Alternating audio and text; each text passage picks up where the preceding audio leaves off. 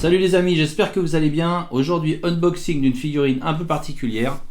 J'ai nommé le King Ghidorah. King Ghidorah donc. Voilà.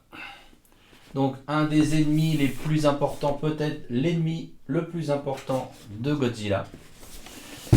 Donc c'est une figurine qui est produite par Bandai Figuarts. Non, c'est pas Figuarts, c'est SH Monster Arts. Vous voyez ici SH Monster Arts. En tout cas, c'est un gros bébé et on découvre ça tout de suite. Je vous montre quand même la boîte qui est pas mal du tout avec King Ghidorah. Et puis vous avez des visuels là, donc du monstre.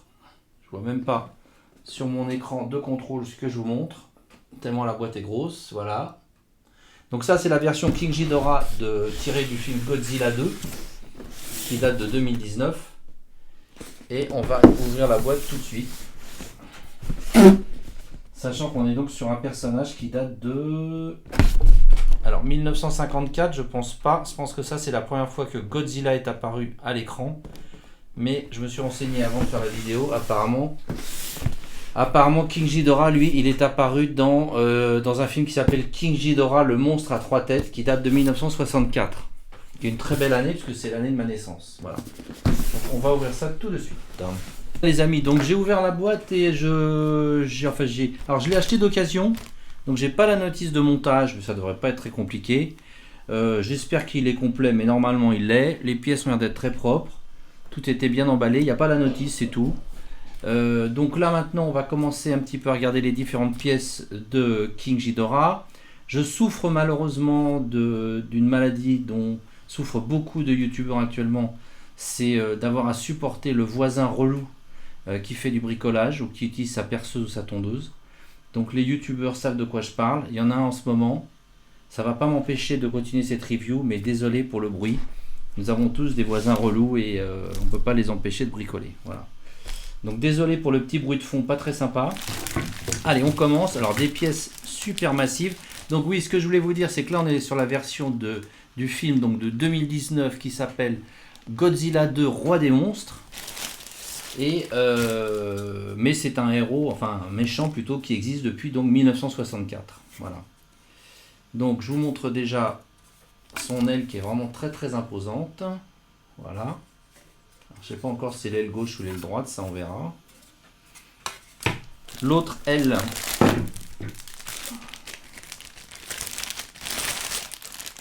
qui doit donc être le pendant de celle-ci.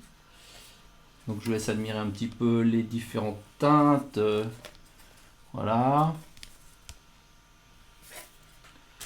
Bon, on est avec Bandai et surtout sa gamme Monster Arts, on a quand même des très belles choses en règle générale. Donc on ne devrait pas être déçu. Les queues, puisqu'il en a donc plusieurs. Alors combien il a de queues le pépère là? Il en a que 2, c'est ça? C'est pas très logique ça. Bon. Donc voici la queue, une des queues de King Ghidorah. Enfin, voilà, ça commence bien. Donc super articulé, puisque vous voyez, on va prendre l'autre. Toutes les pièces donc sont reliées comme ça et c'est très très articulé à vraiment à chaque comme des vertèbres si vous voulez. Vous avez donc chaque petite pièce permet une articulation. Voilà, donc on peut après donner vraiment toutes les formes qu'on veut. Faut juste éviter de les faire tomber par terre comme je viens de faire. Ça c'est des petits socles, je suppose. Je sais pas très bien où ça ira. Il y a plusieurs petits socles différents. Des petites tiges transparentes aussi, je pense, pour mettre sur les socles transparents. On va pousser un petit peu ça. Et puis là, on arrive proprement parler à notre ami King Ghidorah. Donc, avec donc ces 3 têtes. Oula, je me fais déjà mal aux mains. C'est très très piquant là. Regardez-moi si c'est pas beau ça.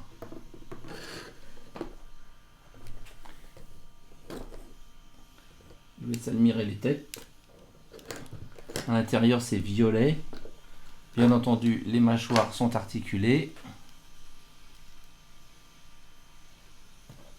Il a vraiment pas l'air très sympa. C'est vraiment le méchant le plus emblématique l'ennemi le plus emblématique de Godzilla. En fin de vidéo je vous montrerai également je vous ferai un comparatif avec Godzilla, puisque j'ai la chance de posséder un Godzilla Monster Hearts, donc dans la même gamme. Et il y aura même une petite surprise également, vous verrez. Donc, alors, qu'est-ce que c'est que ça là? Donc ça, c'est la queue que j'ai fait tomber. Alors, en fait, c'est pas des queues, c'est pas une queue, c'est des bras. Oui, ah non, je suis bête. Ok, non, ça, c'est les ailes qu'on met là.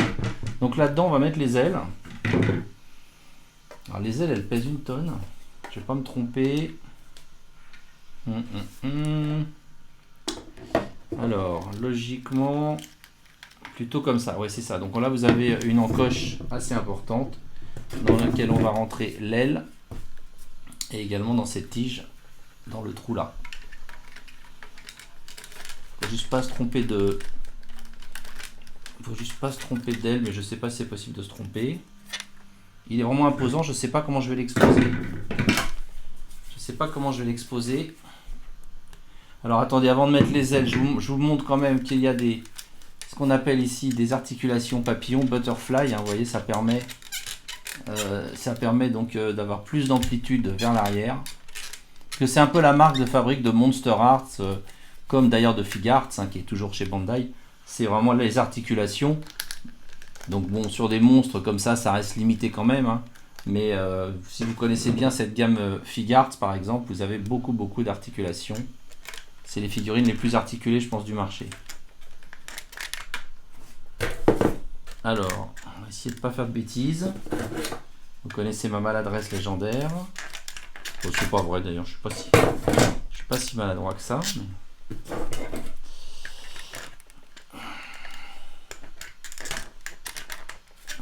ça rentre pas très bien. J'ai eu aucun problème avec celle-là.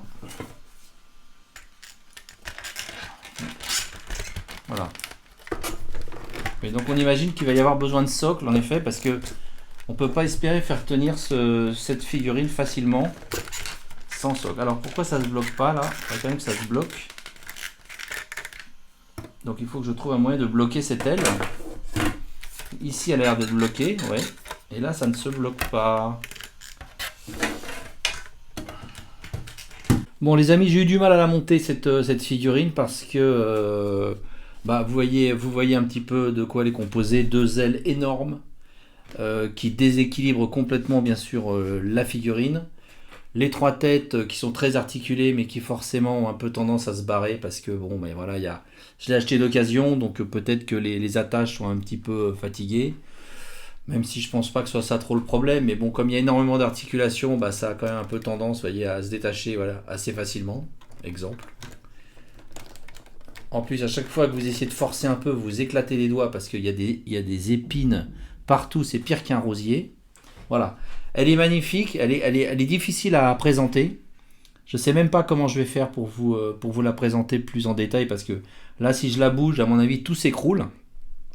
Donc vous voyez, j'ai mis ces 2 tiges pour tenir les ailes qui sont, et c'est plutôt une bonne idée d'ailleurs, de taille différente, puisque celle-ci est beaucoup plus courte que celle-là. Ça permet de donner une pose un peu dynamique, qui ne soit pas forcément une pose musée. Voilà, et puis il y a cette tige et cette base ici au niveau de son entrejambe, j'ai envie de dire que c'est là où ça tient un petit peu. Et qui permet un peu à la figurine de reposer dessus. Mais il est évident que si on enlève ces 2-là, tout s'écroule. Hein, tout s'écroule. Donc c'est une figurine qu'on va exposer. Si on veut commencer à jouer avec, ou même à prendre des poses pour des photos, etc., j'ai peur que ça soit vite une grosse galère quand même. Donc, et puis mine de rien, elle prend une place énorme. Je sais même pas si ça rentre dans une Detolf. À mon avis, ça rentre pas dans une Detolf, étant donné l'envergure des ailes. Donc je vais vous mesurer ça, d'ailleurs ce serait quand même intéressant de savoir pour ceux qui veulent l'acquérir. Donc là j'ai la chance de l'avoir de dos où ça fourmille de petits détails. Je vous la tournerai tout à l'heure pour que vous en profitiez aussi. Comme je vous l'ai dit, donc les coups là sont très très articulés, hein, puisque vraiment il y a énormément de possibilités, puisque chaque partie permet d'articuler la tête. La gueule donc de chaque dragon, puisqu'on peut appeler ça des têtes de dragon quand même, s'ouvre et se ferme. Voilà, les gueules, la mâchoire est amovible. Bon, les ailes, il y a un peu d'amplitude, mais j'ose pas y toucher, puisque vous avez sur l'arrière donc des articulations butterfly qui permettent quand même voilà, de jouer un petit peu avec vers l'arrière du dos et vers l'avant, mais bon, là on peut pas trop y toucher. Le dos en lui-même n'est pas articulé. Les pieds le sont. Le son au niveau ici, là, donc l'espèce de, je sais pas comment appeler ça, enfin voilà, à cet endroit-là, c'est articulé et également au niveau de la cheville, hein, la patte tourne. Voilà, bon. Et là, je sens que ça fait des bruits, il y a des crissements, là, j'ai l'impression elle va s'éclater. La queue, bah, il y a énormément d'articulations aussi, je vous la tournerai tout à l'heure, et puis ça finit par une partie tout en écaille et tout en pointe acérée, assez magnifique. Le travail de peinture, bon, il est sobre, mais il est quand même de très bonne facture. Là, vous verrez sur le dos, il y a des parties plus brunes au niveau vraiment de la colonne vertébrale, en quelque sorte. Bon, ce que je vais faire, je vais vous mesurer quand même l'angle. L'angle, qu'est-ce que je raconte là? La longueur, et puis je vais vous la tourner pour que vous la voyez pour que vous voyez le King Ghidorah de dos. Oh, shit. Bon, je vais tenir le King Ghidorah parce que sinon il va s'écrouler. Donc je vous disais, là, cette partie plus sombre est assez belle au niveau de la colonne vertébrale. Les queues, vous voyez, avec ces espèces la fin de la queue, avec ses pics, avec on dirait comme des écailles et tout, c'est pas mal du tout. Je sais pas si vous arrivez à bien voir. C'est pas très pratique, hein, mais j'essaie de faire en sorte que vous ayez une vue un peu d'ensemble. Voilà, bon, bah, celle-là, c'est déjà barré. Voilà. Bah, je vous laisse admirer donc de dos notre ami King Ghidorah. Ah, ça se barre aussi. Puis, voilà. Alors bon, on peut donner des poses différentes à chaque coup, à chaque tête, hein, ça c'est sympa. Voilà, alors j'ai mesuré donc la longueur, on est à 60 cm. Donc de là à là, vous êtes sur 60 cm, autant vous dire que c'est pas près de rentrer dans une vitrine d'Étolf. Il n'y a pas que les Détolf dans la rue. Je recommence, il n'y a pas que les Détolf dans la vie, je suis bien d'accord. Et on trouve des vitrines plus élégantes. Mais beaucoup d'entre vous possèdent des Détolf, donc je sais que c'est intéressant quand même de savoir si ça peut oui ou non rentrer dans une Détolf. Malheureusement, celle-ci bien évidemment ne rentrera pas. Et c'est pas en pliant un petit peu les ailes qu'on y arrivera, puisque on gagnera pratiquement rien. Hein. On gagnera pratiquement rien en pliant un peu les ailes comme ça vers les têtes. Bon, on gagnera rien du tout. Donc je vais vous la retourner dans l'autre sens, puis je vais vous montrer.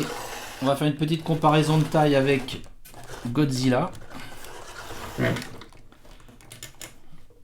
Bah, on a de la chance, ça tient. J'ose pas y croire. Donc j'ai été vous chercher un Godzilla du film Godzilla 2 de 2019.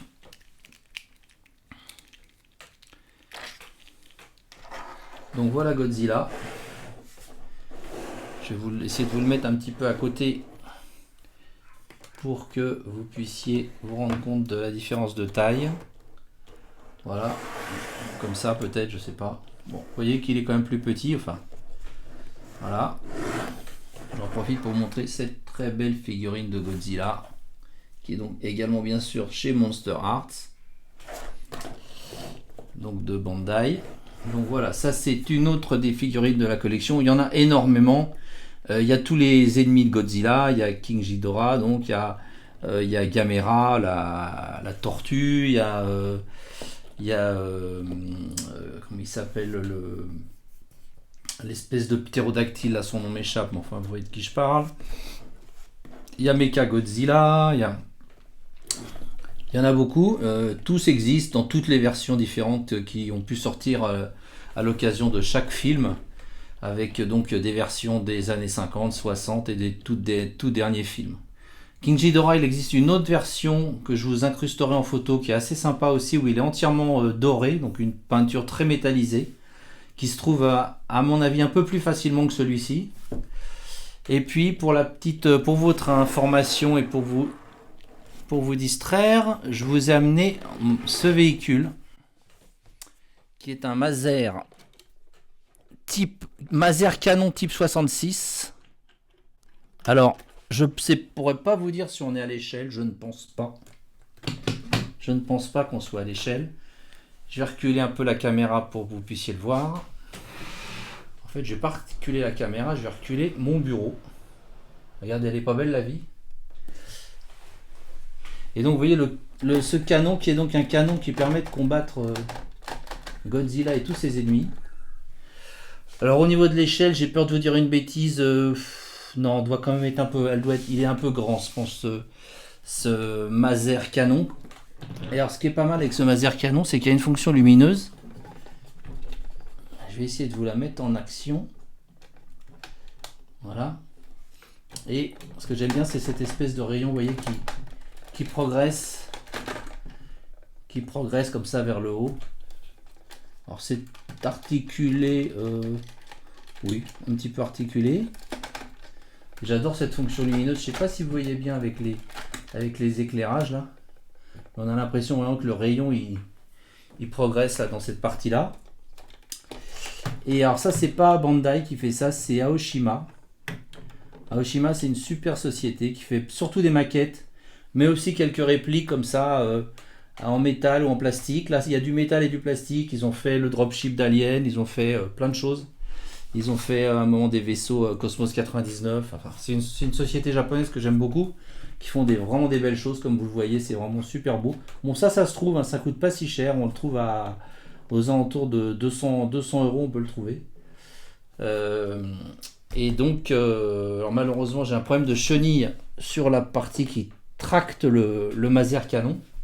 Donc vous voyez, il n'y a plus de chenilles ici, car elles se sont abîmées, et je suis en train d'en refabriquer. Enfin bon, je vous passe les détails, mais on s'amuse comme on peut. Voilà, donc écoutez, là vous avez donc toute la petite famille, le canon qui attaque Godzilla, le Maser canon, King Ghidorah et notre ami Godzilla.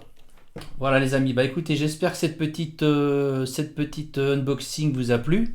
Voilà, je vous promets pas que il y aura beaucoup d'autres unboxings de Godzilla, parce que j'en ai déjà un, et c'est vrai que bon, c'est pas forcément, ils se ressemblent tous un petit peu quand même, hein, donc je vais pas forcément acheter beaucoup de figurines de Godzilla. Par contre, les autres personnages de la série, j'aimerais bien peut-être acquérir Mechagodzilla ou Gamera, etc. Donc peut-être que d'autres reviews suivront.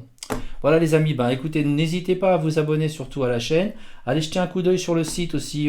Peut-être que parfois vous y trouverez des produits Godzilla. Ils ne sont pas forcément très populaires en France, mais à l'occasion, j'espère que je pourrai vous en proposer sur le site. Voilà les amis, je vous dis à bientôt. Ciao. Oui les amis, en revoyant la vidéo, je m'aperçois que je vous ai dit une bêtise. Ça, c'est pas le Godzilla de Godzilla 2 de 2019. C'est le Godzilla de, et là je vais pas me tromper, c'est le Godzilla de 1900, qui est sorti en 1999, tiré du film Godzilla 2000. Voilà. Donc pardonnez-moi, je vous ai dit des bêtises tout à l'heure.